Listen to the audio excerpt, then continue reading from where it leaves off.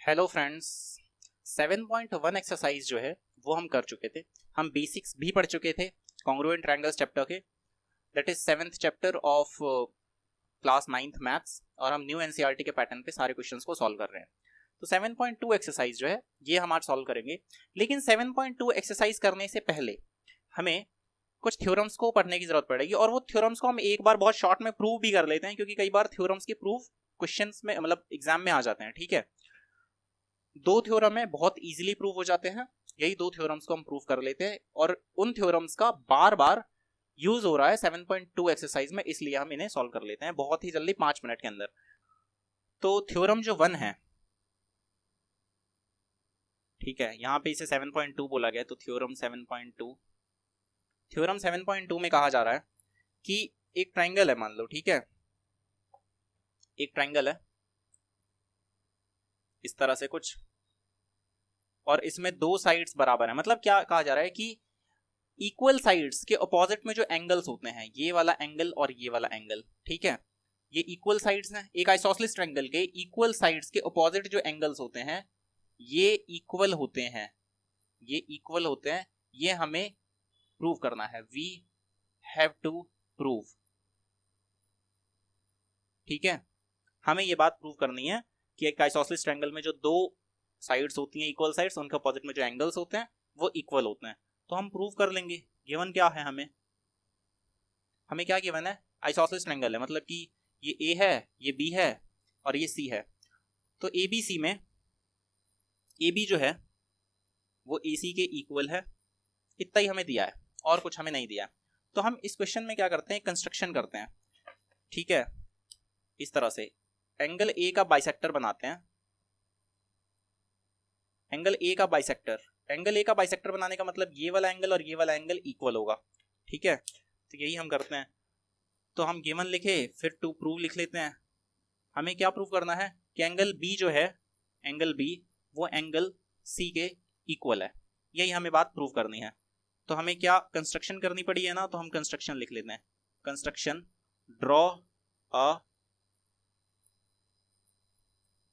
Line A D, यहाँ पे D है, मान लो ये जो है ये पॉइंट जहां पे ये लाइन मिल रही है वो क्या पॉइंट है, डी पॉइंट। ठीक है, और हमें क्या प्रूव करना है, इस एंगल को इसके बराबर। Okay, so draw a line A D bisecting angle A. ठीक है, अगर आपको थ्योरम नहीं पढ़ना है और डायरेक्टली आपको जाना है तो आप स्किप भी कर सकते हो। डायरेक्टली आप नेक्स्ट टाइम स्टैम्प पे चले जाओ, वहां पे चैप्टर मतलब क्वेश्चन 1 सॉल्व हो रहा होगा, वहां पे चले जाओ आप। ठीक है, अगर आपको स्किप करना है तो। एंगल ए को बाइसेक्ट करते हुए एक लाइन है, एंड इंटरसेक्टिंग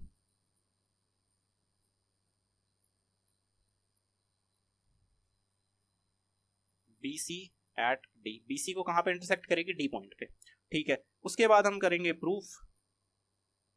प्रूफ जो है उसमें क्या है, इन ट्राइंगल, अच्छा ये जो दो एंगल्स हैं, ये जो दो एंगल्स हैं, इन्हें मेरे को अगर इक्वल प्रूफ करना है बी बराबर सी के, तो कौन से दो ट्राइंगल्स को कॉन्ग्रुएंट प्रूफ करें, अब तो आप बता ही दोगे, ये वाला ट्राइंगल और ये वाला ट्राइंगल। और इन दोनों में क्या चीज हम अप्लाई करें, तो हमें दिखाई दे रहा है कि ये वाली लाइन इस वाली लाइन के इक्वल है, ये जो एंगल है वो इसके इक्वल है, क्योंकि हमने कंस्ट्रक्शन इस तरह से किया है कि जो एंगल ए है उसको बाइसेक्ट कर दिया है लाइन एडी ने, और एडी जो है वो कॉमन है, तो इसका मतलब ये दोनों जो हैं वो क्या हो जाएंगे, कॉन्ग्रुएंट। तो in triangle A B D and triangle A C D, A B जो है वो क्या है, बराबर है ए सी के। ये चीज हमें गिवन है। साथ ही साथ एंगल बी ए डी जो है वो एंगल सी ए डी के इक्वल है। ये क्यों है, कंस्ट्रक्शन की वजह से। फिर तीसरा क्या है, A D, A D is equal to है ए डी, क्यों, क्योंकि कॉमन है। ठीक है, दिस इंप्लाइज क्या, कि एंगल बी जो है वो एंगल सी के इक्वल है। नहीं नहीं नहीं, पहले हम वो तो लिखेंगे ना कि कॉन्ग्रुएंट है angle A, no no no, angle A B, triangle A B D is congruent to triangle A C D. किस रूल से, SAS रूल। दिस इंप्लाइज कि एंगल बी जो है वो एंगल सी के बराबर है CPCT के थ्रू, और इसका मतलब क्या हुआ कि हमने अपनी थ्योरम को प्रूव कर लिया है। थ्योरम क्या कहता था? थ्योरम कहता था कि angles opposite to equal sides of an isosceles triangle are equal। ये बात हमें प्रूव करनी थी और ये हमने प्रूव कर ली है। ठीक है, इसके बाद हम थ्योरम 7.3 जरा सा पढ़ लेते हैं और वो हल्का सा चेंज है। ठीक है, उसमें क्या बोला जा रहा है? उसमें भी एक ट्रायंगल है लेकिन उसमें आइसोसेलेस ट्रायंगल बोला गया है, ऐसा कुछ नहीं है। ठीक है, उसमें आइसोसेलेस ट्रायंगल जैसा कुछ नहीं बोला गया। उसमें सिर्फ बोला गया है कि मान लो एक ट्रायंगल है जिसका नाम है ABC, उसमें एंगल B बराबर है एंगल C के, तो प्रूव करो कि AB लाइन जो है वो AC के बराबर है। तो उसमें क्या गिवन है? उसमें ये चीज गिवन है, एंगल B जो है वो एंगल C के बराबर दिया है और हमें प्रूव करना है कि AB जो है वो AC के बराबर है।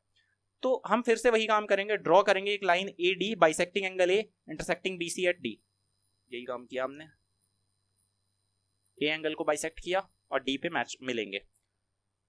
वही दोनों ट्रायंगल्स लेंगे, क्यों? क्योंकि हमें इन दोनों को, हमें ए बी बराबर ए सी प्रूव करना है, तो वही दोनों ट्रायंगल्स लेंगे जैसा हमने थ्योरम 7.2 में लिया था। This is 7.3।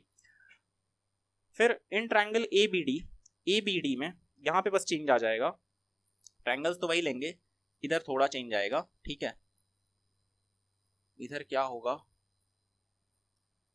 In triangle ABD and triangle ACD देखो क्या क्या चीजें बराबर है। एंगल बी जो है वो सी के बराबर दिया है, ये वाला एंगल उसके बराबर है कंस्ट्रक्शन की वजह से, क्योंकि बाइसेक्टर खींचा है हमने, और एडी जो है वो बराबर है। तो मतलब एंगल फिर एक साइड, तो बन गया हमारा सवाल ए एस से।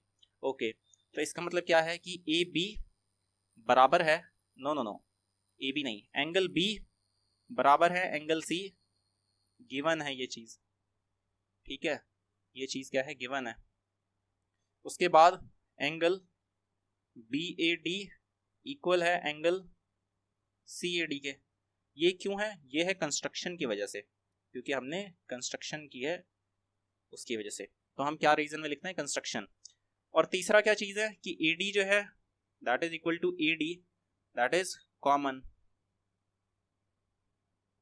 ओके, दिस इंप्लाइज, इसका मतलब है कि ट्रायंगल ए बी डी जो है वो कॉन्ग्रुएंट है ट्रायंगल ए सी डी के।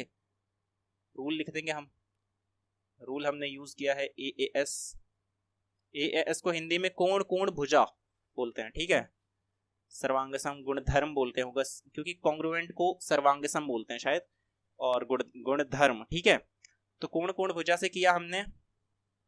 दिस इंप्लाइज कि जो ए बी लाइन है, ये जो ए बी है वो इसके ए सी के बराबर होगा। ए बी बराबर ए सी किससे? सीपीसीटी से प्रूव्ड। यहां पे भी हमने प्रूव कर लिया है। अगर तुम स्टेटमेंट जानना चाहते हो थ्योरम 7.3 की, तो स्टेटमेंट थी कि द साइड्स